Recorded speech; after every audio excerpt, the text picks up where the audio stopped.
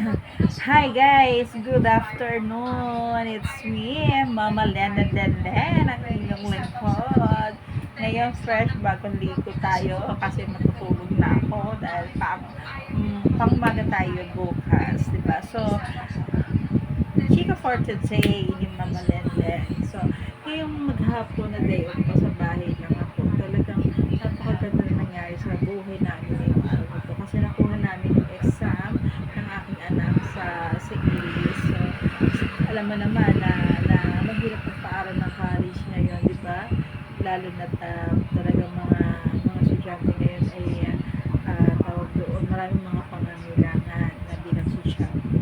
So, nagpapasalamat ako kasi po, yung aking anak, nung una hindi siya nakapasa sa PUP kasi na-late na siya. And then, parang hindi niya pinaghandaan yung exam niya. Tapos sa UST, ganun din.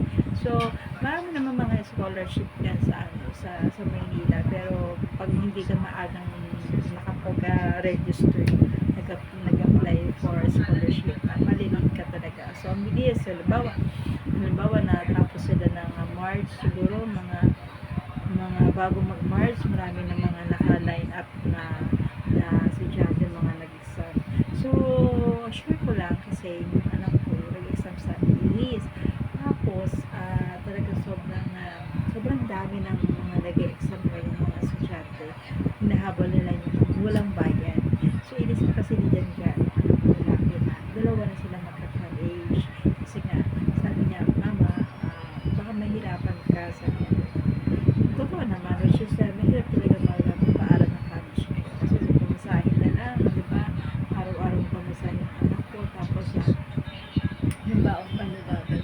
Balik yung aking bunso kasi, pa-scholar din ng aking bunso kasi walang bayad ng kanyang grade 11 to grade 12 kasi, pero sa private school yung aking bunso. Lahat naman yung anak ko, yung grade 11 nila tsaka grade 12, talagang nasa private sila kasi meron silang voucher ng 2 taon na gagamitin nila sa grade 11 at grade 12 at pagkatapos yan syempre magpapali sa kanya-kanya ng mga eskwelahan na pipiliin.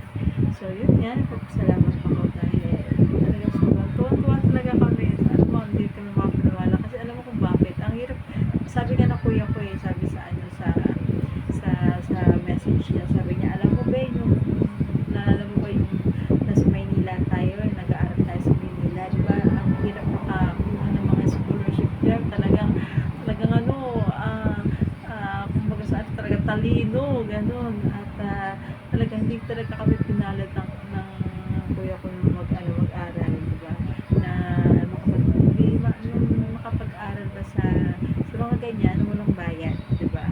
Ngayon kasi sabi ko ganun, tsaka maganda dahil alam mo ang eskwela pa yung mag-offer ng for allowances nila. So very thankful kami dahil alam ko na walang sabi ko sa mga anak ko makakamit ko mga pangarap niyo basta mo pagtapos na kayo sa pag-aaral dahil mag-aaral ha, talagang hindi ka matatakot ang humarap kahit sino kang kaharap dyan, di ba? Na talagang meron kang panghahawakan, diba? Itong anak ko, sabi niya kanina, talagang hinalikan yung lola niya, tapos kinalkan niya yung lola niya, sobrang tuwa, diba? Kasi yung anak ko yan, all around yung dito.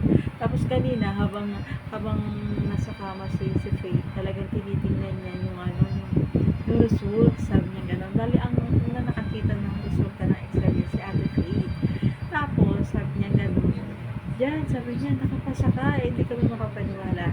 Saka take note, siya lang talaga ang ilado, letter H, sabi ng anak ko, no, sabi ni Faith, so na ako, pagtingin sa letter H, nakita niya, nag-iisa lang talaga yung John Byron Hilario na nakapasa, sabi na namin, yun nga, natutuwa kami kasi talaga, libo kaya sa mga eskwelahan na ganyan, libo talaga yung mga nag-e-exam talaga siya. Talagang talino talaga ang labanan. Kaya, benefit ko lang ako. Kaya, thank you Lord sa lahat-lahat. Kaya ngayong araw na to, matutulog ako kasi maaga ang pasok natin. Kailangan natin tumayo dahil mag-enrollment ng ating mga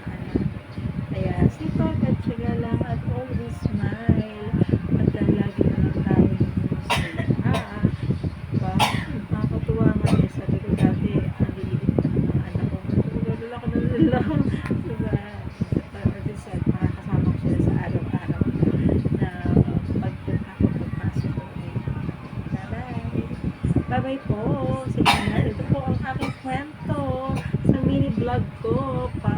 Pangalawang vlog ko na po. Bye-bye.